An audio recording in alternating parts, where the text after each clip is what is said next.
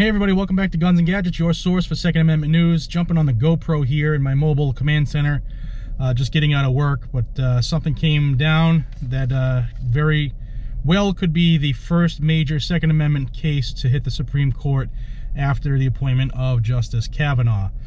So while I'm waiting for my defrost to kick on, the rains from Hurricane Michael, or whatever the hell it is this week it's called, are just hitting my area, so it's kind of, the temperature's dropping. But anyway, the state of Louisiana has filed an amicus brief with the Attorney General, along with 16 other states, and I'll give you the list of those states in a minute.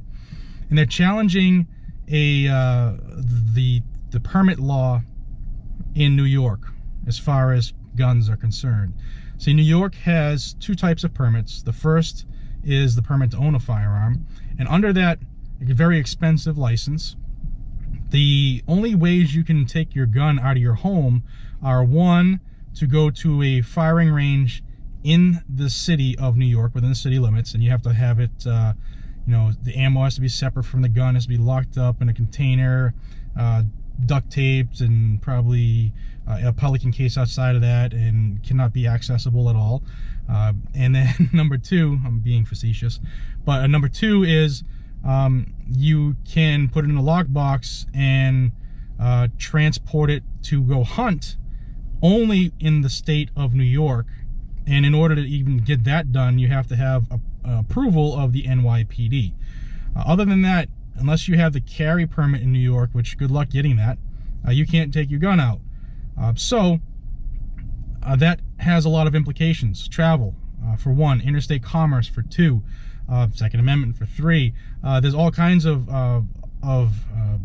infringements on multiple rights that New York has just been taking forever. They've just been doing it. So I'll read right from the press release from the Attorney General in Baton Rouge, Louisiana. It says here that Attorney General Jeff Landry is leading a 17-state coalition against New York City gun restrictions, which threaten Second Amendment protections. In the brief, which was filed yesterday, General Landry's coalition asked the United States Supreme Court to consider the permitting scheme burden on the Second Amendment rights, the full extent of those rights, and the applicability of those rights to self-defense outside the home. That's the key part. That is why I'm hopeful that the court will take this up. In the past, they haven't, but we have a different court now, or so we hope, and we're about to find out. This is a quote: "The restrictive policies memorialized in New York City's premises permit," this is the permit they're challenging, "the premises permit scheme unduly burdens the Second Amendment rights held by all Americans. Criminalizing travel with a securely stored firearm creates an imbalance in our federal system that weighs against lawful exercise of the Second Amendment inside and outside of New York City." Now, if you should be familiar, if you're a firearms owner, that you can travel across the country with your firearm secured in a lockbox, etc. That's part of the interstate travel laws. That's federal. New York just doesn't allow that because, you know, we're New York. I'll continue. "The terms of New York City's pricey permit prohibit removing any firearm from the home, with two exceptions: practicing at the range in the city or hunting in the state, and hunting requires authorization from the city's police department. To remove a firearm from the home for any other purpose requires a separate yet similarly expensive carry permit that is very difficult to obtain." In their legal brief, General Landry and his counterparts argue that New York City did not show sufficient cause to burden citizens' gun rights in their pursuit of crime prevention and public safety. That's what they use all the time to try to chip away at the guns, both of which are frustrated by restricting licensed and trained gun owners from carrying outside their homes. The restrictions have practical implications of leaving thousands of firearms in unoccupied homes where they are no use to their lawful owners when faced with dangerous situations.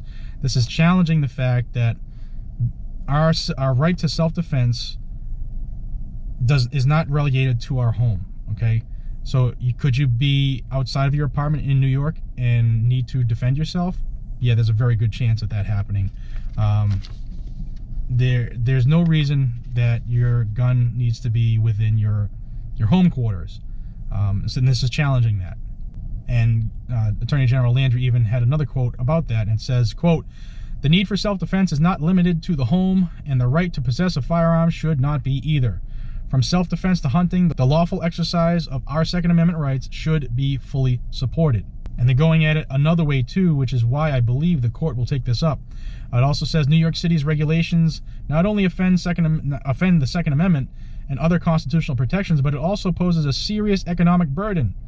New York's regulatory scheme discriminates against interstate commerce because it deprives out-of-state businesses of access to local market by forbidding its citizens from hunting and patronizing ranges outside the state with their own gun, which means if somebody wants to go on a trip to Louisiana to go hunting on a deer hunt or whatever, they can't do it with their gun. They'll have to buy a gun when they're out of state in Louisiana, and you know how difficult it is to buy, well, handguns you can't buy them in a different state. But if they do buy a long gun in a different state, how are they going to get it back home? Because now, according to their permit laws, they're not allowed to take their gun out of the state. So it's setting themselves up to become felons, and it's taking money away from other states in the process. So the 16 states that are joining Louisiana are the following: Alabama, Arizona, Arkansas, Georgia, Idaho, Kansas, Michigan, Montana, Oklahoma, South Carolina, Texas, Utah, West Virginia, and Wisconsin. Those states, their attorneys general have jumped on this suit. 2 states, the governor of the state have jumped in this as well, and those are Mississippi and Kentucky. And the lawsuit that this is referring to in New York is the New York State Rifle and Pistol Association et al. Versus the City of New York et al. And I will have in the description, I'll have the amicus brief so you can look it over, and I'll try to find a link to that case. This, I'm hopeful, is the case that will kick some of these states in the ass, where they think they can just chip away at the Second Amendment because nobody's going to do anything about it. And in the past 8 or 9 years, the Supreme Court would not take up anything related to the Second Amendment, even something as open and closed as Peruta versus California or Peruta versus San Diego. Hopefully this new court that everybody was up in arms about, trying to prevent it from happening, hopefully it's going to come true that it's Second Amendment friendly, it's more conservative, and they can start striking down some of these asinine, restrictive, unconstitutional laws. So let's see how this plays out. I thought I'd give you this info before I head home. Now I gotta go home. I've been up all night. It's about to start pouring. Ladies and gentlemen, I appreciate you more than you know. If you haven't already, please subscribe to this channel so you can get the fastest Second Amendment information, not just where I live, but where you live as well, all around the country. And to do that, you can join Guns and Gadgets. Also join my social media. Links are in every description of every video. Until we see each other again, be safe, stay vigilant, and carry a weapon. Take care, everybody.